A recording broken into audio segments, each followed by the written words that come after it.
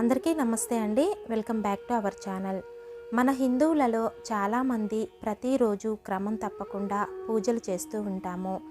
ఇంట్లో మనకు ఇష్టమైన దేవతల చిత్రపటాలు కానీ దేవతా విగ్రహాలను కానీ పెట్టుకొని పూజలు నిర్వహిస్తాము. అయితే మన సనాతన ధర్మం ప్రకారం ఇంట్లో పూజ చేసే దేవతా విగ్రహాల విషయంలో తప్పనిసరిగా కొన్ని నియమాలనైతే పాటించాలండి. మరి ఆ నియమాలు ఏంటో ఈరోజు వీడియోలో చూద్దాము. అయితే వీడియోలోకి వెళ్ళే ముందు చిన్న రిక్వెస్ట్ అండి. కొత్త వాళ్ళు ఎవరైనా ఫస్ట్ టైము మన ఛానల్ని చూస్తున్నట్లయితే ఛానల్ని సబ్స్క్రైబ్ చేసుకొని పక్కనే ఉన్న బెల్ ఐకాన్ని యాక్టివేట్ చేసుకోండి. ఈ విధంగా చేయటం వలన నేను పెట్టే ప్రతి వీడియోని మీరు మిస్ కాకుండా చూడగలుగుతారు. అదేవిధంగా వీడియో నచ్చితే కనుక తప్పకుండా లైక్ చేసి షేర్ చేయండి.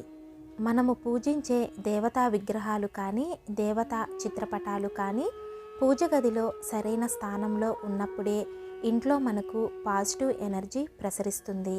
అదేవిధంగా వాస్తు ప్రకారం పూజ గదిలో కొన్ని దేవతల చిత్రపటాలు లేదా దేవుళ్ళ విగ్రహాలు పొరపాటున కూడా పెట్టకూడదండి. అలా చేయటం వలన మనకు ఇంట్లో సమస్యలు వచ్చే అవకాశాలు ఎక్కువగా ఉంటాయి. కొన్ని దేవతామూర్తుల విగ్రహాలను దేవాలయాల్లో మాత్రమే పూజించాలండి. వాటిని ఎట్టి పరిస్థితుల్లోనూ ఇంట్లో మనము పూజ గదిలో ప్రతిష్ఠించి పూజించకూడదు. పూజ గదిలో ఈశాన్య దిశలో మాత్రమే దేవతల విగ్రహాలను కానీ చిత్రపటాలను కానీ ఏర్పాటు చేసుకోవాలి. ఎందుకంటే ఈశాన్య దిశలో పాజిటివ్ ఎనర్జీ ఉంటుంది. అదేవిధంగా మన పూజా మందిరంలో పొరపాటున కూడా విరిగిన లేదా పగిలిన దేవుళ్ళ విగ్రహాలు కానీ చిత్రపటాలను కానీ ఉంచకూడదండి. అలాగే ఎండిపోయిన లేదా వాడిపోయిన పూలు అంటే దేవుని నిర్మాల్యము పూజ గదిలో నుండి ఎప్పటికప్పుడు తీసివేయాలి. జ్యోతిష్య వాస్తుశాస్త్రం ప్రకారం రుద్రముద్రలో ఉన్న ఏ దేవతామూర్తుల విగ్రహాలు కూడా పూజ గదిలో ప్రతిష్ఠించకూడదండి. ఎందుకంటే పూజ గది అనేది మన ఇంటి మొత్తానికి కూడా సానుకూల శక్తిని ప్రసరించే శక్తికి కేంద్రంగా ఉంటుంది. అందుకే అటువంటి పవిత్రమైన ప్రదేశంలో ప్లాస్టర్ ఆఫ్ ప్యారిస్ లేదా పాలరాతితో తయారు చేయబడిన దేవతామూర్తులను ప్రతిష్ఠించి పూజలు నిర్వహించకూడదు. అయితే చాలామందికి పూజా మందిరంలో దేవతా విగ్రహాలు పెట్టుకొని దేవతామూర్తులకు అభిషేకాలు పూజలు నిర్వహించాలని ఉంటుంది. కాబట్టి పూజ గదిలో విగ్రహాలు పెట్టుకోవాలని అనుకుంటే మాత్రం బంగారం, వెండి, ఇత్తడి లేదా మట్టితో తయారు చేసిన దేవతామూర్తుల ప్రతిమలు పెట్టుకొని పూజలు చేసుకోవచ్చండి. బంగారంతో చేసిన దేవతా విగ్రహాలు కూడా పెట్టుకోకపోవటమే మంచిది. అయితే ఇంట్లో ఏ ఏ దేవతా విగ్రహాలను పెట్టుకోవచ్చో ఇప్పుడు చూద్దామండి. చాలామంది ఇండ్లల్లో వినాయకుడి విగ్రహాన్ని పెట్టుకుంటారు. వాస్తు ప్రకారం కూడా ఇంట్లో వినాయకుడి విగ్రహం ఉండటం చాలా శుభప్రదం అండి. కానీ వినాయకుడి విగ్రహం పెట్టుకోవాలి అనుకున్న వారు ఒక్క విగ్రహాన్ని మాత్రమే పెట్టుకోవాలి. 2-3 వినాయకుడి విగ్రహాలను పెట్టుకోకూడదు.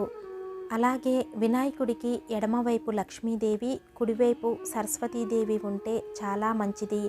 కానీ పొరపాటున కూడా ఇంట్లో నిలబడి ఉన్న వినాయకుడి విగ్రహం కానీ లేదా నృత్య భంగిమలో ఉన్న వినాయకుడి విగ్రహాన్ని కానీ పూజ గదిలో పెట్టి పూజలు నిర్వహించకూడదు. అదేవిధంగా ఇంట్లో శివలింగం పెట్టుకొని శివలింగాన్ని పూజించటానికి ఇష్టపడతారు. ఒకవేళ మీరు ఇంట్లో శివలింగం ఏర్పాటు చేసుకోవాలి అనుకుంటే మాత్రం మీ బొటనవేలు పరిమాణము లేదా బొటనవేలు పరిమాణం కంటే చిన్నదిగా ఉన్న శివలింగాన్ని ఏర్పాటు చేసుకొని పూజలు నిర్వహించవచ్చు. లేదంటే శివపార్వతులు కలిసి ఉన్న చిత్రపటము లేదా శివ కుటుంబంతో ఉన్న చిత్రపటాన్ని పెట్టుకొని పూజ చేసుకోవచ్చు. కానీ ఎప్పుడూ కూడా ఇంట్లో ఉగ్ర రూపంలో ఉన్న శివుని విగ్రహము కానీ శివుని చిత్రపటము కానీ ఏర్పాటు చేయకూడదు. అలాగే దుర్గామాత విగ్రహాన్ని కనుక ఇంట్లో ప్రతిష్ఠించాలి అనుకుంటే కొన్ని విషయాలు తప్పనిసరిగా తెలుసుకోవాలండి. దుర్గాదేవి మహిషాసుర మర్దిని అవతారంలో ఉన్న విగ్రహం కానీ యుద్ధం చేసే చండికాదేవి రూపంలో ఉన్న విగ్రహాలను కానీ ఎట్టి పరిస్థితుల్లో ఇంట్లో పెట్టుకొని పూజించకూడదు.